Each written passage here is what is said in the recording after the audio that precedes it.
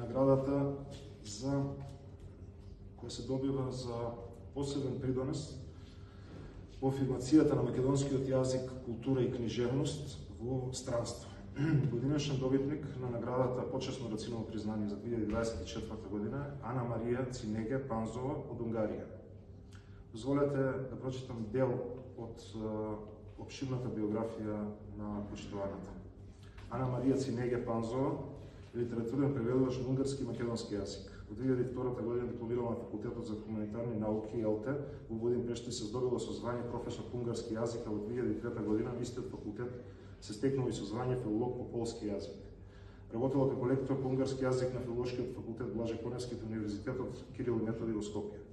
Докторант е на докторанската школа за книжевност на Универзитетот ЕЛТЕ во Будимпешта. Активно преведува повеќе јазици меѓу кои од македонскиот од 2004 година. Објавила десетина преводи од унгарски на македонски јазик. Дел од нив се тука и ќе ги доставиме дополнително сега да не ги читаме, бидејќи навистина на обширна биографија. Господјата Ана Марија Цинеге Панзова ќе биде присутна на 19 и 20 јуни, каде што ќе прими наградата и каде што поопширно ќе можете да се запознаете со низината обемна и значајна работа во областа на промоција на македонскиот јазик и македонскиот превод во странство.